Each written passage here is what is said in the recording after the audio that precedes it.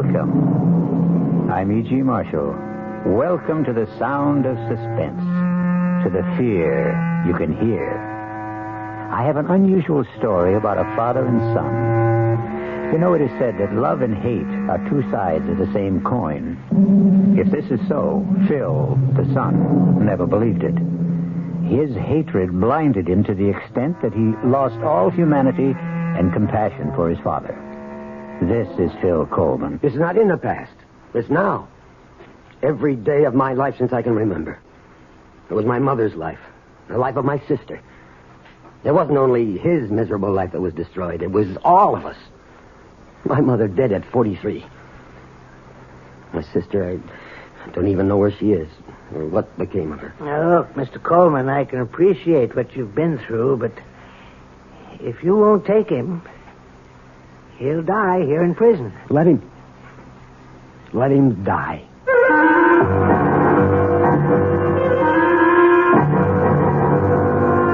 Our mystery drama, Accounts Receivable, was especially written for the Radio Mystery Theater by Sidney Sloan and stars William Prince.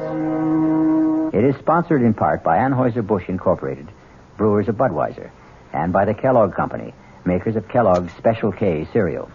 I'll be back shortly with Act One.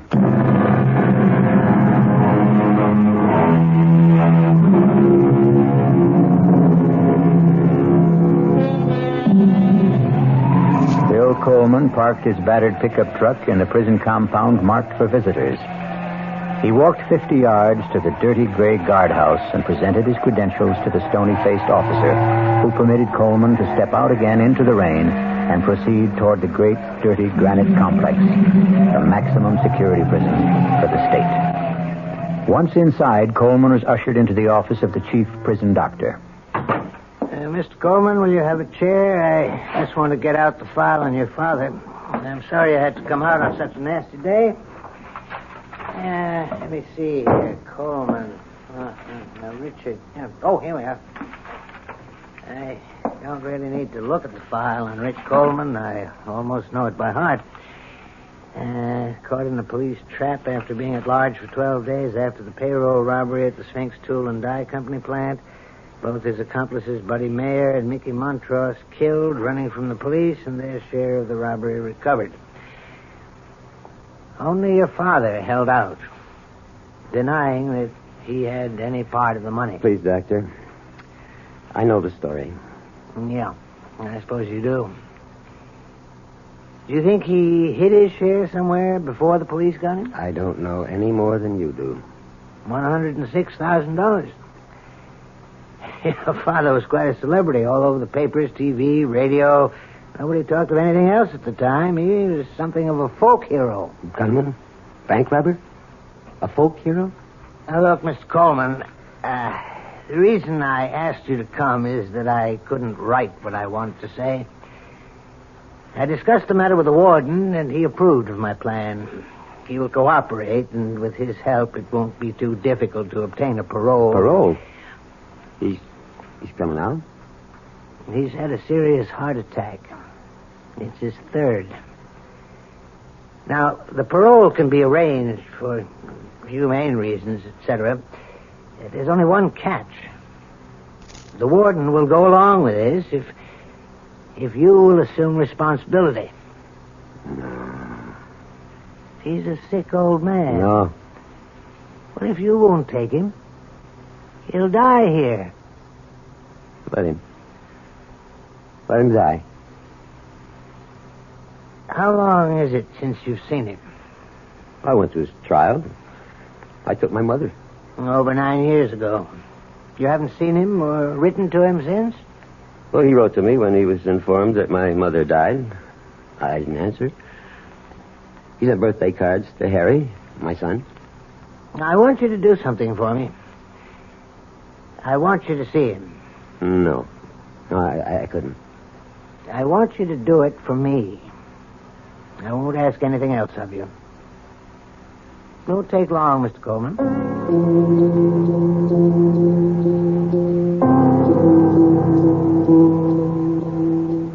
Rick? Think you can wake up a bit and talk? Oh, it's you, Doc. What do you want? I brought someone to see you, Rick. Hello? Rick? Who is it? It's your son, Rick. He's come to see you. Phil? You? Yeah? Yeah, Rick. How are you feeling? I feel fine. I've been a little under the weather. How's the kid? Oh, Harry's fine. He's going to school. Fine. Nina, how's she? I only saw her that one time at the trial. Oh, she's okay. She's getting on. Hey, Phil, I wonder if, when you get back, would you send me a picture of Harry? Oh, yeah. I guess so. I'd appreciate that. Sure. Sure, I'll send you pictures. Well, only, Phil, if you don't mind, I'd like to have my grandson send it.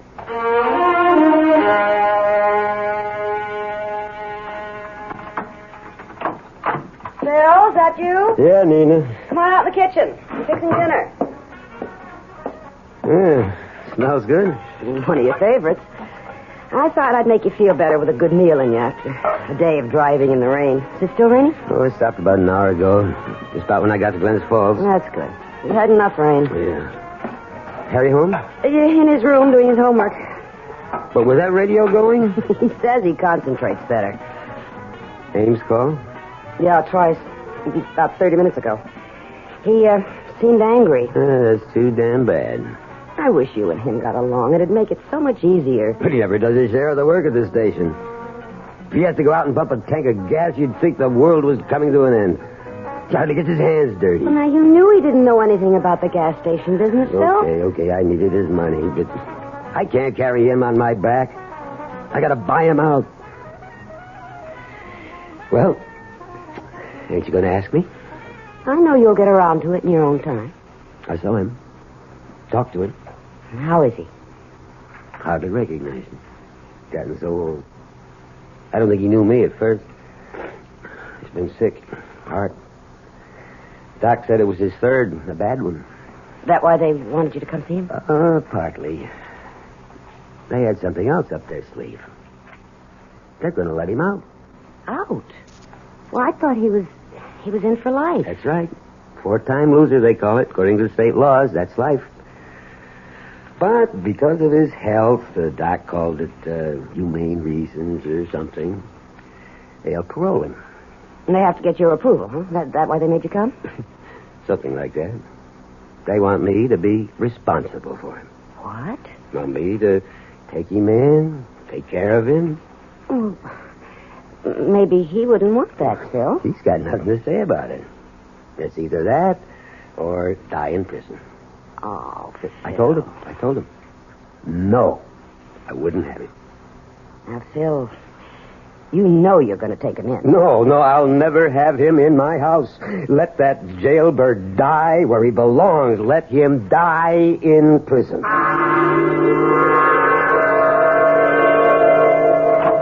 That is hot tip in the 7th drive. Sketch. Just a minute, Lou. Hey, did you see I'm busy, Coleman? Oh, anyway, so what happens? I plunge. I put 20 on his nose. Sketch, cut it short, will you? I want to talk to you. Lou, I'm sorry. I'll have to continue this later. Boy, have you got a nerve. Your damn telephone call's so important you can't wait on a customer. That punk, I knew he was there. Give me $2 worth. I'm trying to discourage customers like that. Looks like you're trying to discourage all of them. We're losing people every day to Ray Damon at People's Corner. Good. Why don't you buy me out and go join up with your buddy Ray? You make me very happy. I can't talk to you anymore without getting into a fight. I want out, Coleman. I want it quick. Buy my half of the business and run things your own crooked way. Crooked? What are you saying? I'm wise to you, Coleman. I've known about you for the last 3 years. What? I should have known it 4 years ago. I could have avoided all this. Avoided what, Ames?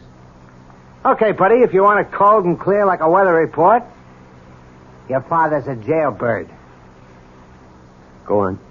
Why should I go on? You get what I mean. No, I don't. I'd like to have you spell it out. All nice and slow. You know the old saying, like father, like... You're the lowest scub I've ever known.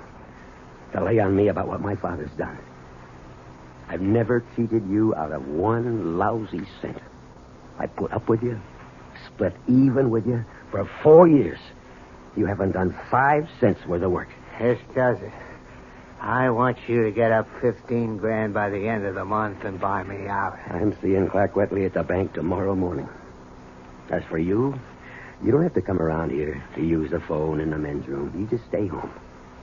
I'll send you your cut. Now get out of my service station.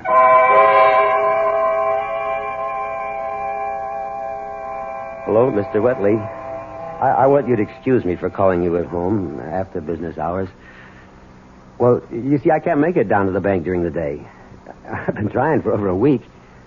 I'm kind of short-handed. Who, Ames? Oh, well, that's why I'm calling you. I want to buy him out. You see, it's a good business for one owner, but when you divide it in two... What I'm trying to say is I'm going to need a big loan from the bank. 15. Yeah, that's what he wants for his share. Well, he won't take less than that. Yeah, I know it's tough trying to do this over the phone. Maybe tomorrow morning. Oh, thanks. I appreciate that. Well, how'd he sound? Oh, I don't know. Well, that's a lot I'm asking for. Phil, suppose you can't get the money. What can Ames do? He called me on the phone at the station today. He says he's talking to his lawyer. And if I can't make it, he says he can force a sale of the property and a division of the proceeds. You know what that would amount to after we paid off the $5,000 loan to the bank and legal fees? Maybe $5,000-6,000 each. $5,000. Out of work. How long would it last? You know, I'm desperate. I never felt so boxed in my life. I got only 10 more days till the end of the month. Oh, darling, don't worry. We'll manage. I'll get that. Yes. Yes, this is the Coleman residence. Who's... Well, yes, he's home, but I don't know... Who is it, Nina? Pardon me a minute. Phil, it's that doctor. The doctor from the prison? What do I need this for? At this time. I know what he wants, and he knows how I feel. Tell him to... No, give me that phone. Look, Doctor, why can't you leave me alone? You know, I don't want him now or ever. That's final. Goodbye. I can remember wanting a father so much it had hurt. I'd cry at night in my bed, and quiet so my mother wouldn't hear. I'd pray. Please, God, let me have him around for a week, huh? A whole day. An hour. That's when I really believed in a God. I swore that if I ever had a kid, I'd love him, take care of him. Clean and honest like his father. I've never taken a cent that didn't belong to me, Nina. I know that, dear, and I love you for it. You're a good man. That wasn't the first time the doctor has called, was it? No, he's called at least 5 times in the last few days. Call him. Tell him that the old man can come. Oh, Phil. I don't know how we're going to manage. And so Phil Coleman yields to the pressure around him to accept his father into his home. The barrier of hate he has built up, however, will not dissolve. We'll return shortly with Act 2.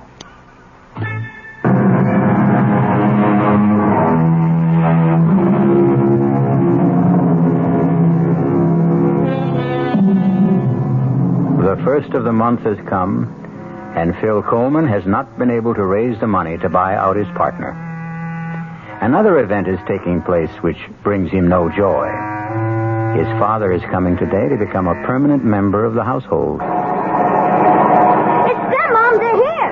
It's Dad's pickup truck for Grandpa. Now, Harry, take it easy. You know how excited you get about things. Now, remember, He's an old man, and he's been very sick. I know. Mom, I'm really glad to see him. Well, go open the door. Dad's carrying the suitcase. Welcome, Grandpa. Here, let me take this suitcase. Dad, I'll show him to his room. Well, come in. Don't just stand in the door. Sure. Thanks. Let me take the suitcase. Huh? Oh, yeah, here. Follow me, Grandpa. I'll show you where you bunk. Harry, take it easy. Give him a chance to catch his breath. You want to sit down, Rick? Okay to sit, Phil? Sure. If you want anything, coffee or tea or anything. I ain't allowed to drink coffee. Oh. Well, if you're tired... No, I ain't. You can go to bed. Don't sit up to be polite. I ain't tired. Oh, Nina, I'm going down to the station. I got a little work to do. Well, Eddie called up at 7 when he closed up, Bill. What's the point of going there at this hour? Well, today's the first of the month. I said I'd pay my bills. Some people do, you know. Phil, your father just got here. I got bills to pay, Nina. How about a game of checkers, Grandpa? Homework, Harry? I did it this afternoon so I'd have a chance to spend some time with Grandpa. How about it, Grandpa? I'm going to show you how to play that game. I was a champ at it.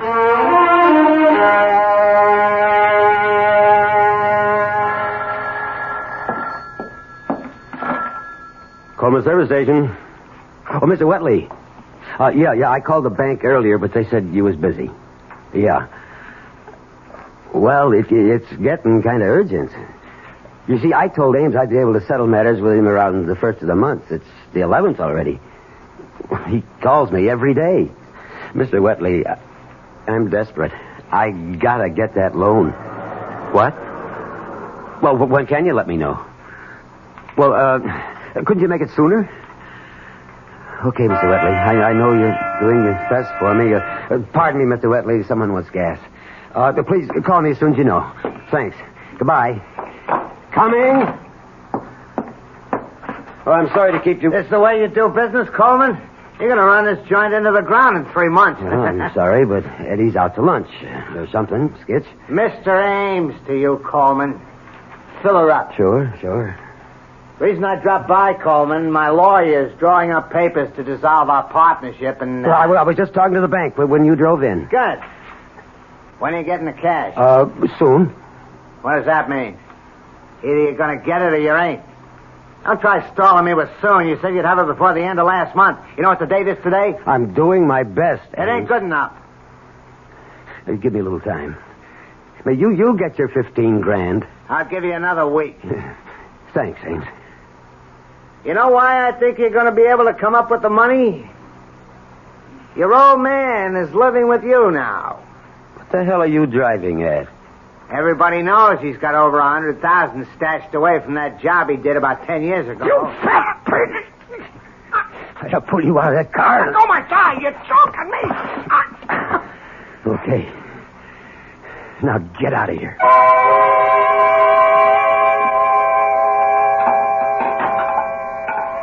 Coach says I'm a natural for basketball, Dad. All I need is practice. Yeah, good. Nina, you know I got to get back and relieve Eddie for dinner if the meal ain't ready. It's all ready, Phil. It's all ready.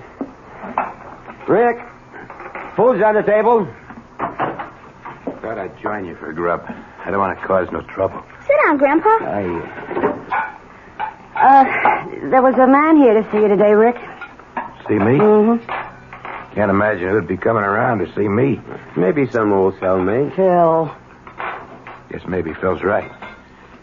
One of my old buddies.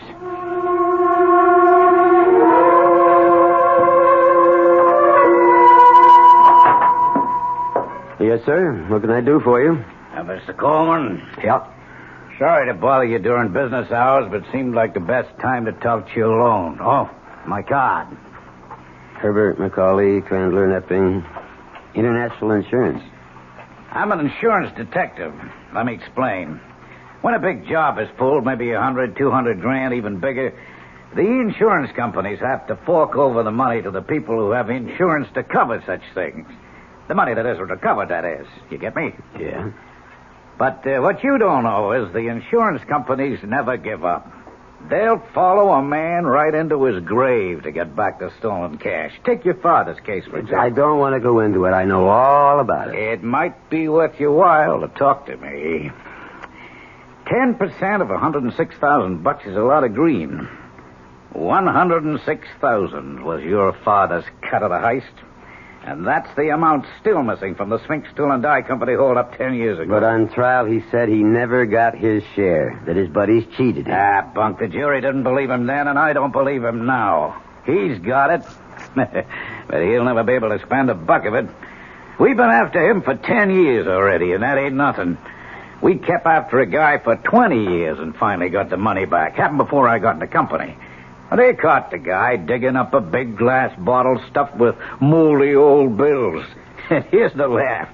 The bills were the big old size, printed before they changed over to the small ones. He couldn't have spent the money. It was out of date. Yeah, I'm a busy man, Mr. Yeah, Macaulay. I was over to your house yesterday to talk to Rick, but I figured it'd be better talking to you. Oh, so that was you. Look, I'm short-handed here. You're keeping me... I guess you didn't hear what I said a moment ago. You could get 10% of $106,000 just for helping me get the money back from your father.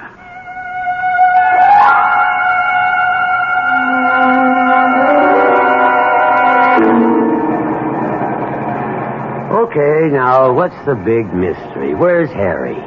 Didn't go to church last Sunday either. No big mystery, Phil. He's out with the boys practicing basketball. So you have to practice today? It's the only time the basketball field or court or whatever they call it is available. So the little stinker thought he was going to get away with it, did he? Oh, now don't be too hard on him. He's a good boy and he works very hard at his schoolwork. Oh, I know. I used to go AWOL Sundays whenever I could as a kid, play basketball. Used to make my mother sore. Once she came right out to the lot where I was playing and grabbed my ear and walked me 3 blocks like that to school. No, I ain't mad at him, but I had to make a little fuss to show him the permits. Okay, Nina. Now, don't make a big thing out of it, huh? Think he's home yet? Well, he wouldn't be this early. Got your key? Well, the door isn't locked. Your father's home. Well, Harry, you're home. Hello, Mom. Hi, Dad. This is Mr. Kanaki, my gym teacher. Hello, How do Mr. you Coleman. do? I'm sorry to bother you, especially on a Sunday, but... Anything wrong?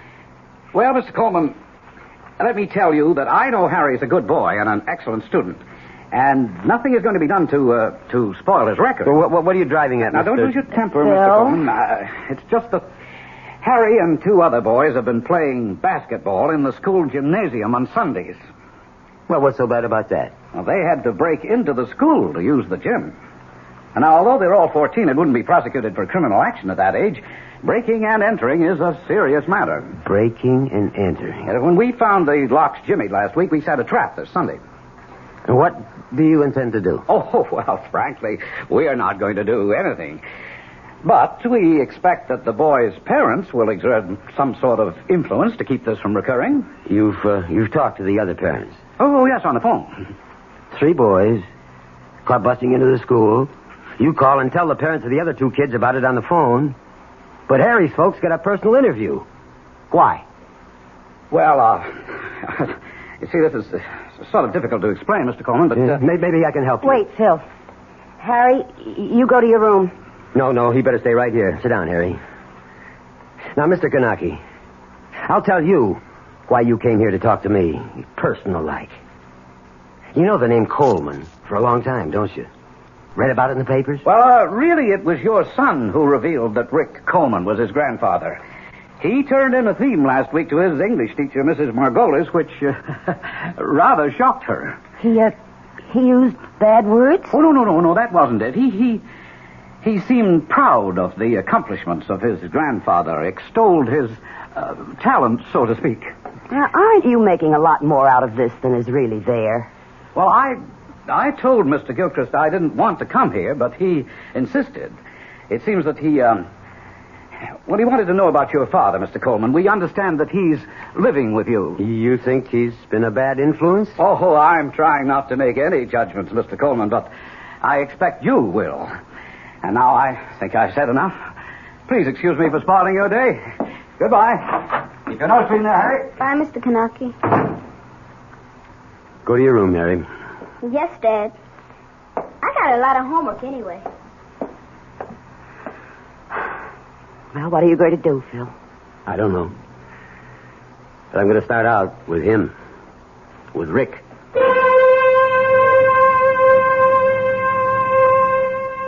In Phil's mind, his father's influence was spreading like some evil disease. Now even young Harry was infected. But what he neglected to notice was the change in his own character. We'll be back shortly with Act 3.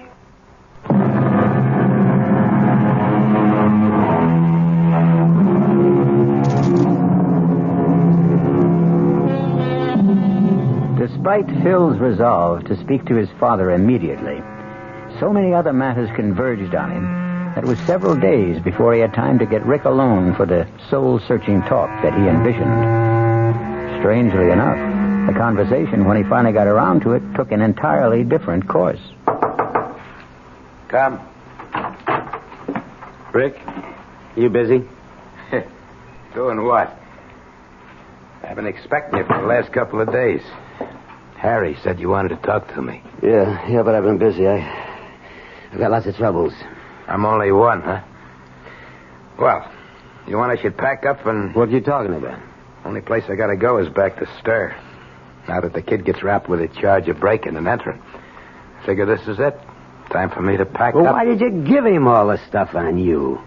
The story he wrote for his teacher about your life. He told me he was going to write it. He asked me for help. I told him don't do it. It'll get you in trouble. So he goes down to the library. And they let him see the old newspapers and microfilms. Oh, so that's how he got it. Ask him. No, I believe you. First time in your life, I felt. What? That you believe me. Yeah, maybe. Rick, you know Macaulay, insurance detective? Him. That old troublemaker. First couple of years I was in Stir. He was practically my only visitor. Yeah, well, he came to see me with something on his mind. Don't tell me, I know. That old story, huh? That dough was supposed to be my cut. They want it. They're willing to pay me to help them get it. He offered you 10%, right? That's right. What'd you tell him? Listen, I got to explain something to you. You told him you'd go along. You'd get the money, didn't you? Look, Rick. You'll never be able to spend it. I'm desperate for cash. I need $15,000 to pay off my partner, to get him out of the business. I know. Harry gave me all the details. And if he forces a sale to dissolve the partnership, I'm done for. We both won't get what the place is worth. And I'll be out of work. What can I do?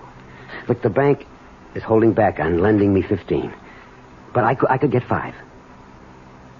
Give me the money, Rick. Oh, boy. That's a laugh. You've never done anything for me in my whole life. Now's your chance to pay me back for the kind of childhood and life I've had because of you. Hold on. I'd like to help you if I could, but I can't. Why not? Because you want to hog the whole $106,000 for yourself? You think that? Yeah, Macaulay does too. I haven't got the money. You know where it is? No. I said at the trial I didn't get my cut. They cheated me. Yeah, they said you were lying then. I told the truth. You're lying now. Okay. Suppose I'm lying. I'm not giving up that money because there ain't no money.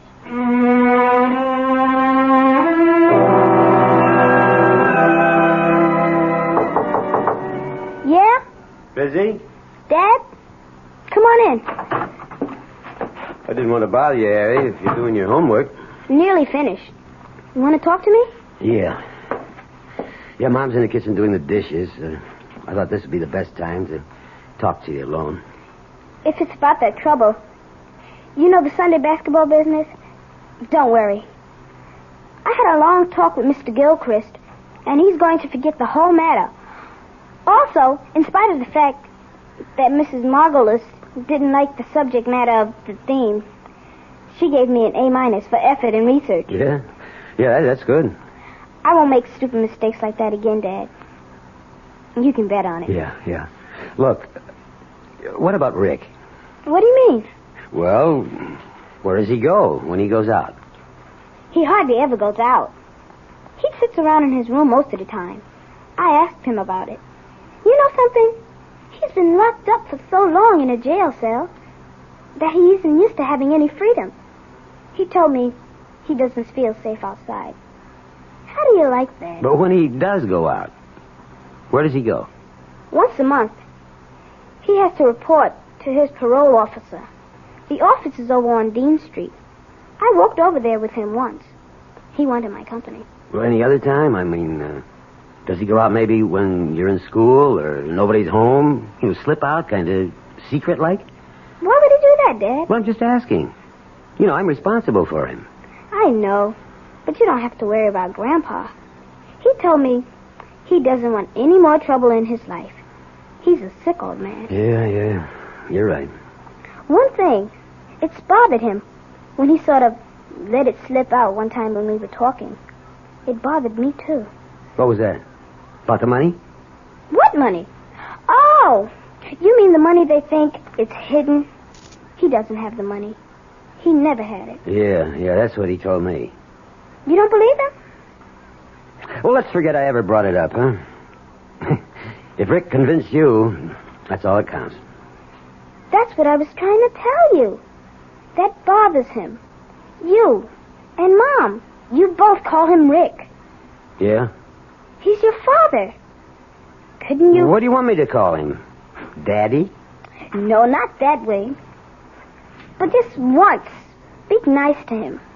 Make him feel like he belongs. Rick never done anything in his life for me.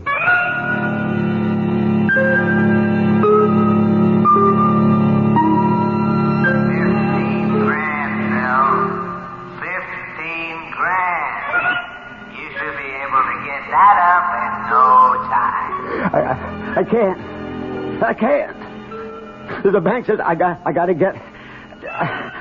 get more collateral. Everyone knows he's got over 100,000 stashed away. I wouldn't touch that. I wouldn't touch... 10% of 106,000. I'll keep my mouth shut. 10%. That's fair. I wouldn't touch that dirty money. Take the money. All of it, Bill. It belongs to you. I stole it for you. 106,000. Rick earned the money. Phil, wake 10 up. years. Nearly 10 years. Phil, darling, you're having a bad dream. It's my money. Phil. It belongs to me. Darling, please, wake up. No, it's my money, all of it. Phil, open your eyes. You were having a bad dream. I could hardly wake you. Oh.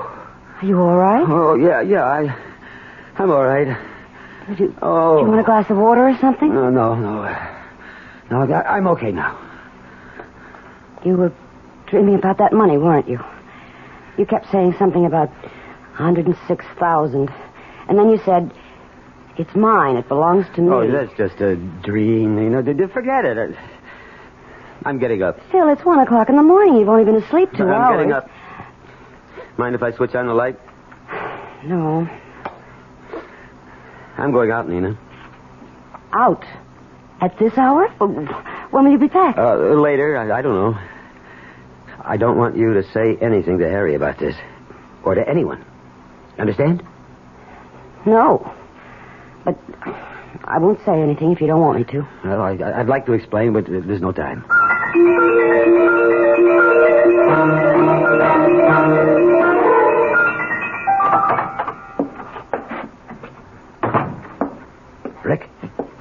Rick, wake up. Yeah?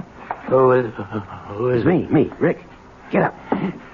What's the matter? I'll turn the light on. What's going on? Get your clothes on, Rick. What time is it?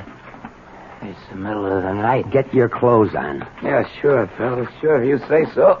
Come on, hurry up. Get dressed. Sure. But I don't get it. But I do. What? What you owe me. Oh, you mean for room and board? Oh, sure. Look, Rick, I don't want to play games with you. I want the money that you hid away for 10 years. You owe it to me, and I need it. You really think I got it? You really think I got it? I will... Get up! Don't you laugh at me. Don't you ever laugh at me. I wasn't. It just struck me that you believe I got that loot stashed away someplace, just like everybody else. That's right. And I want it. Now, you and me are going to go where that money is. Phil, tonight. I swear I ain't got it. I never had it. Get out. Come on, get out. I told you the truth, Phil. You never told the truth in your whole rotten life. But you're going to come clean with me now, Rick. We're going out tonight, and we're going to get that money. All of it. Phil, you're acting crazy. It's mine. That money. You owe it to me. It's kind of like what they call accounts receivable. It can't work, Phil. It can't work. Why not? Because there ain't no money. There never was. I never got any. Rick, you all right? Yeah, just fine. Well? Okay, let's go. You win.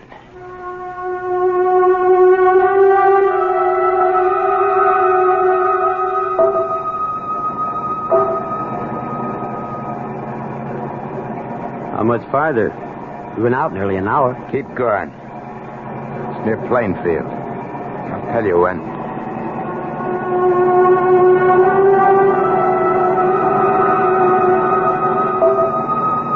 We're 5 miles past Plainfield. It's near here. I recognize it. I see it. Stop here. Okay. Now where? Here. See this here path? Up to the top of the hill. Wait till I get the shovels out. You feel all right? Sure. Let's go. It's not easy climbing up ahead. Keep going.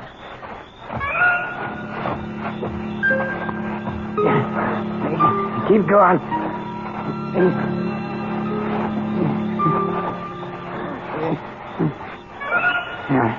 Here. This is it. Here, start digging.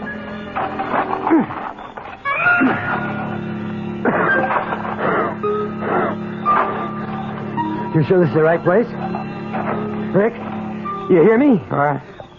You all right? I was asking you if you could have been mistaken about the spot. All right. The spot where you hid the money. Oh, no mistake. No. Down over 3 feet now. Deeper. Okay. I'm getting pushed. Give me a shovel. I'll help. No. I'm okay. Give me a shovel. Give me. Sure. I don't know why you want to. You're too weak to do much. Here. Want to know why I want to dig? Why? So, sorry for what I done to you. Why you want to dig? Didn't give you nothing in your whole life. I'm really sorry for what. I was rotten to you. You know why I want to dig? No, why? Because I'm digging my own grave. Hey, Rick! Rick, what is it? Put me down. Put me down.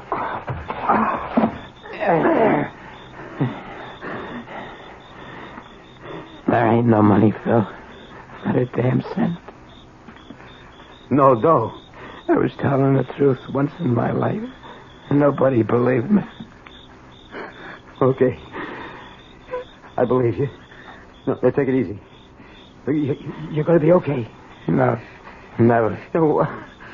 Why'd you want to go through with this whole digging business if you knew it wasn't there? I wanted to show you what wanting money can do even to an honest Joe like you. Now maybe you can understand the kind of mug your father was. Oh, Rick, listen. Everything's going to be all right between us from now on. Sure. Only one thing. Yeah? Call me something besides Rick. Yeah. I've been wanting to. I've been wanting to. That easy for me to say it. Pa? Get well. Don't die, Pa. Thanks, Phil. Thanks, son. Pa! Phil Coleman searched for a father all his life and lost him at the moment of finding him. I'll be back shortly.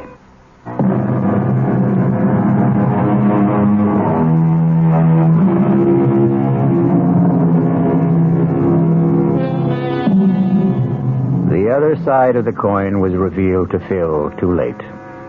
But in his heart was a new understanding of his father, of his son, and the meaning of love. Our cast included William Prince, Joseph Julian, Ralph Carter, Joan Lovejoy, Robert Dryden, and Ian Martin. The entire production was under the direction of Hyman Brown.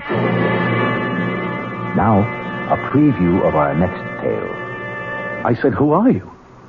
Tell me. Spencer. What are you doing here? Now, look, darling, if this is a... Oh, no. What am I doing here? If this is a joke, it's not in the best of taste. Well, I'm afraid I don't know where I am. Or who you are. Where are you going? Home. This is your home, Spencer. Please, don't be alarmed, please. I hope I haven't frightened you. I'll leave this minute. You mean that after 23 years of marriage, you look at your wife one morning and you don't know who she is? This is E.G. Marshall inviting you to return to our Mystery Theater for another adventure in the macabre. Until next time, pleasant dreams.